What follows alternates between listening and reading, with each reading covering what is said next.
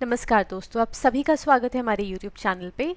आज हम एक बहुत ही इम्पॉर्टेंट टॉपिक बेसिकली यहाँ पे देखने वाले हैं। इंटरनेशनल रिलेशंस का पोर्शन हम लोग देखेंगे और यहाँ पे हम लोग इस इंटरनेशनल रिलेशन की सीरीज़ के अंदर इंडिया और इंडिया की नेबरिंग कंट्रीज़ के साथ इंडिया का कैसा रिलेशन है उसको बेसिकली यहाँ पे समझेंगे। तो आज हम लोग जिस कंट्री के साथ इंडिया का रिलेशन समझने वाले हैं वो है बेसिकली इंडिया और चाइना। तो इंडिया चाइना के बीच में कैसे रिलेशन है, ओवर द इयर्स ये रिलेशंस कैसे डेवलप हुए हैं, हमारे बॉर्डर रीजन्स कहाँ कहाँ पे हैं, इंडिया अपना बॉर्डर चाइना के साथ कहाँ पे शेयर करता है, उन सभी चीज़ों को हम लोग इस लेक्चर के अंदर आज कवर करने वाले हैं। तो चलिए अपना लेक्चर शुरू करते हैं। तो सबसे पहले आप यहाँ पर जो चीज़ देख रहे हैं वो है इंडिया और चाइना के बीच का मैप। आप जैसे यहाँ पे देख पा रहे हैं कि इंडिया और चाइना के बीच में एक लाइन ऑफ एक्चुअल कंट्रोल जो है वो बेसिकली इस्टेब्लिश्ड है, जो कम्प्लीटली डीमार्केटेड नहीं है, फुली फॉर्म में ये डीमार्केटेड नहीं है, ठीक है ना। तो बेसिकली ये लाइन ऑफ एक्चुअल कंट्रोल बनने के पीछे का कारण भी क्या था कि 1962 में जब इंडो चाइना वॉर हुआ उसके बाद लाइन ऑफ एक्चुअल कंट्रोल को एग्जिस्टेंस में लेकर आए, जहाँ पे इंडिया और चाइना के बीच में एक बॉर्डर लाइन जो है उसको क्रिएट करा गया, जो 3 स्ट्रेचेस में बेसिकली बनी है आपकी eastern, western and middle ranges में, ठीक है। तो ये 3 स्ट्रेचेस के अंदर बेसिकली इंडिया और चाइना के बीच में एक बॉर्डर लाइन जो थी जिसको लाइन ऑफ एक्चुअल कंट्रोल कहते हैं वो डेवलप हुई। तो जैसे आप देख पा रहे हैं कि ये एक इंडिया का ही हिस्सा हुआ है जिसको जैसे कि आप देख पा रहे हैं कि ये एक इंडिया का ही हिस्सा है अक्साई चिन, जिसको चाइना बेसिकली एडमिनिस्टर करता है। तो वैसे ये एक्चुअली में जो रीजन है वो इंडिया का रीजन है, बट चाइना आज के टाइम पर इसके ऊपर अपना एक कंट्रोल जो है वो स्टैब्लिश करता है। पिछले कुछ समय से गलवन रीजन के ऊपर भी चाइना और इंडिया के बीच में क्लैशेस जो है वो देखने को मिले हैं, जहाँ पे चाइना इलीगली उस रीजन को कैप्चर करने की कोशिश कर रहा है।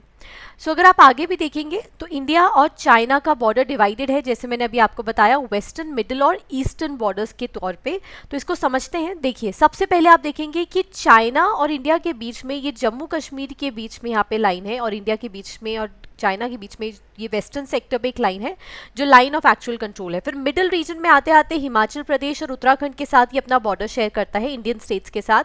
और अगर हम लोग ईस्टर्न सेक्टर में चले जाएं तो सिक्किम और अरुणाचल प्रदेश में डोकलाम के रीजन पे, जहाँ पे कांस्टेंट इंटरवेंशन करता रहता है, इंटरवीन करता रहता है चाइना।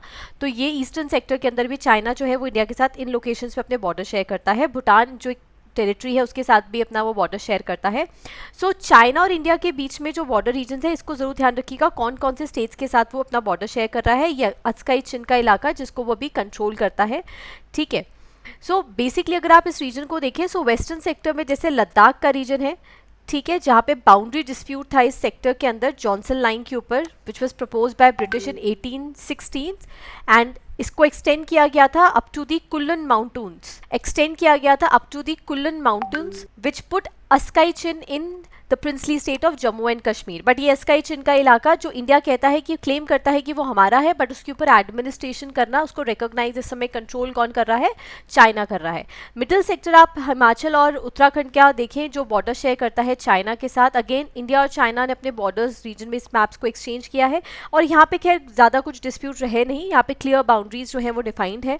बट ईस्टर्न सेक्टर में अक्सर हमें डिस्प्यूट देखने को मिलता है। मैकमोहन लाइन बेसिकली यहाँ पे डिस्प्यूटेड रीजन में, जो मैकमोहन लाइन है जो बॉर्डर इंडिया और चाइना के बीच में क्रिएट करती हैं, वहाँ पे कई बार ऐसी मीटिंग्स भी हो चुकी हैं जिसमें इस लाइन को ड्राफ्ट करके ये डिसाइड किया गया कि इंडिया और चाइना की कौन सी डीमार्केटेड लाइन है। बट स्टिल इंडिया असर्ट करता है कि according to this line Tawang का जो रीजन है वो हमारे इंडिया का ही पोर्शन है, बट चाइना इस चीज़ को कहता है कि जो तवांग का ट्रैक्ट है वो उसकी टेरिटरी का पार्ट है। और ये कॉन्स्टेंट डिस्प्यूट बना रहता है इंडिया और चाइना के बीच में, जहाँ चाइना हर वक्त इस चीज़ की कोशिश में रहता है कि वो किसी तरीके से दूसरे की टेरिटरी को कहीं ना कहीं से कैप्चर कर सके। तो ये 3 रीजन्स को जरूर ध्यान रखिएगा। साथ ही साथ आप यहाँ पे मैप के अंदर देख ही रहे हैं, तो 1993 में एक अग्रीमेंट बेसिकली साइन करा गया था, which was on the maintenance of peace and tranquillity along the LAC, कि कोई भी डिस्प्यूट नहीं करा जाएगा और चाइना और इंडिया जो है वो शांतिपूर्वक अपने बॉर्डर्स रीजन पे अपनी आर्मी को रखेंगे, बट कोई डिस्प्यूट नहीं होगा। बट अभी 2020 में ही इन्होंने दोबारा से, आप देखेंगे कि गलवान के रीजन के अंदर वहाँ पे अपने सोल्जर्स का जो इन्वेजन था वो स्टार्ट किया, और वहाँ पे बॉर्डर डिस्प्यूट्स जो थे वो हमें देखने को मिलते हैं। तो अस्काई चिन बेसिकली जो एडमिनिस्टर कर रहा है चाइना, वो कोई भी डिफाइंड बाउंड्री नहीं है चाइना की। साथ ही साथ यहाँ पे आप देखेंगे 1996 में दोबारा एक अग्रीमेंट होता है on confidence building measures in the military field along the LAC। So agreements काफ़ी सारे हुए। 2005 में भी एक प्रोटोकॉल बेसिकली साइन करा गया on modalities for the implementation of confidence building measures in the military field along the LAC.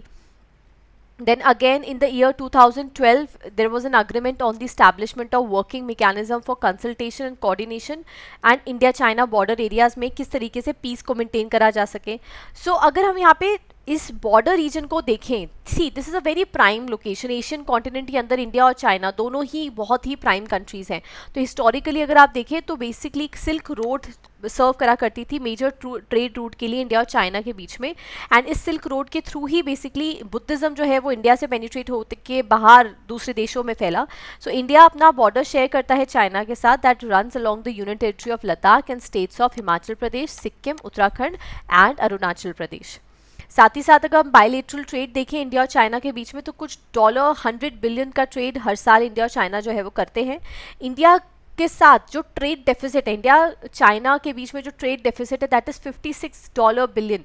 आप इस बात को समझिए कि बिगेस्ट इंडिया का डेफिसिट ट्रेड किसी कंट्री के साथ अगर है तो वो है चाइना के साथ, ठीक है ना, जिसके ऊपर अभी गवर्नमेंट बहुत स्ट्रिक्टली काम भी कर रही है, स्ट्रिंजेंटली। और साथ ही साथ इंडिया और चाइना के रिलेशंस कोई आस्ट के रिलेशंस नहीं है, ये भी कहा जाता है कि we have a 6 like sister cities relationship. तो Delhi, Beijing, Ahmedabad, Guangzhou, Bangalore, Chengdu, Kolkata, Kunming, Chennai, Quanzhou sister provinces की तरह इनको माना जाता है कि सेम फीचर्स है, सेम ट्रेडिशंस है, सेम कल्चर है, कहीं ना कहीं ओरिजिन जो है वो सेम है। सो इंडिया और चाइना तभी बोलते थे कि हिंदुस्तानी चीनी भाई भाई, बट रिलेशंस जो है over the years, international relations diplomacy के अंदर कभी भी सेम नहीं रहते हैं एंड वो कॉन्स्टेंटली टाइम के साथ बदलते रहते हैं। और वही चीज़ हमें देखने को मिली है इंडिया चाइना में भी। दोनों ही कंट्रीज़ जो हैं अगर हम लोग देखें सो मल्टीलेटरल ग्रुपिंग की मेंबर्स हैं, जैसे ब्रिक्स की मेंबर है दोनों ही country, Brazil, Russia, India, China, South Africa. Shanghai Cooperation Organisation के मेंबर है, RIC, WTO, United Nation, G20 के मेंबर्स हैं। सो ये सभी मल्टीलेटरल ग्रुपिंग के मेंबर्स भी हैं, साथ साथ कोलैबोरेशन में काम भी करते हैं, बट एक कांस्टेंट डिस्प्यूट फिर भी कहीं ना कहीं रहता है ड्यू टू दी टेरिटरी, जिसमें कॉन्स्टेंटली क्योंकि चाइना इंटरवेंशन करता रहता है।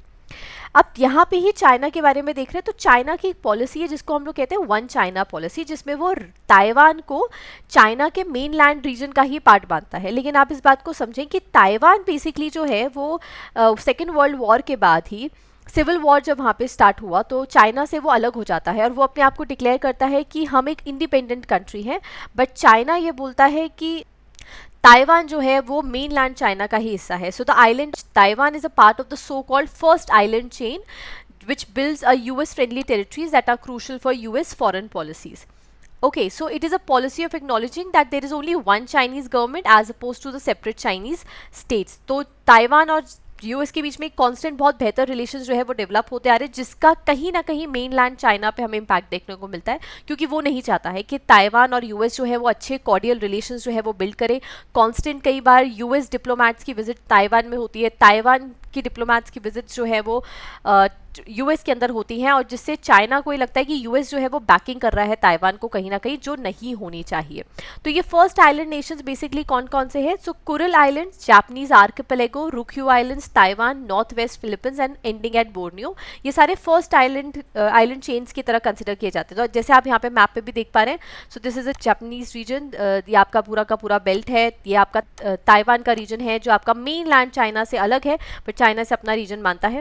सो ये बेसिकली आप इस चीज़ को देखेंगे यहाँ पे। So the chain is the first line of defence and serves as a maritime boundary. किसके बीच में maritime boundary? Natural boundary East China sea, Philippine sea, South China sea और सुलू सी के बीच में।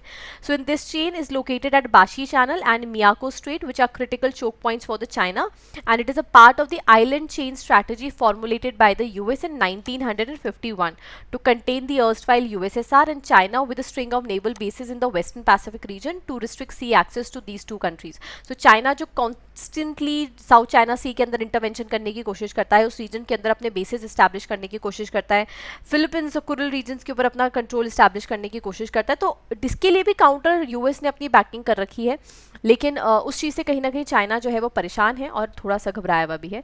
सो वन कंट्री, एक और system है यहाँ पे जो वो कहता है कि one country two system. So under this China propose की जो हांगकांग और मकाऊ रीजन्स है they can have a different economic political setups from mainland China while वो चाइना का ही हिस्सा हैं. So both regions have special administrative regions of China with their own currency, economic and legal system. लेकिन उसके बावजूद भी अपना खुद का लीगल सिस्टम है, करेंसी, इकोनॉमिक सेटअप है, लेकिन डिफेंस और फॉरेन अफेयर अभी भी चाइना ही डिसाइड करता है हांगकांग और मकाऊ रीजन के. ठीक है. So Hong Kong has a freedom of assembly, speech, some democratic rights which are not available in the mainland China.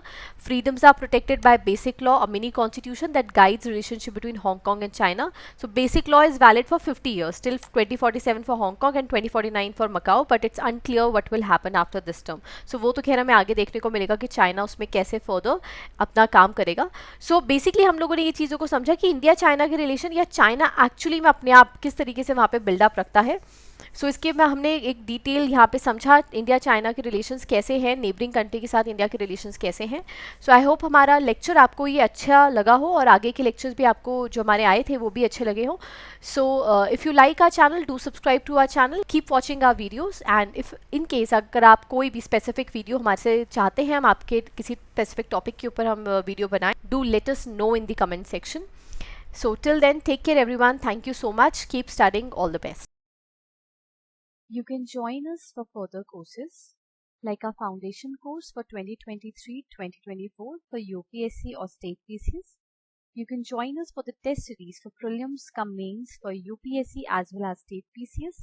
And even you can join us for subject specific classes which are also available at Radiance IS. For any detail, you can contact us on the given numbers in the description box. Thank you.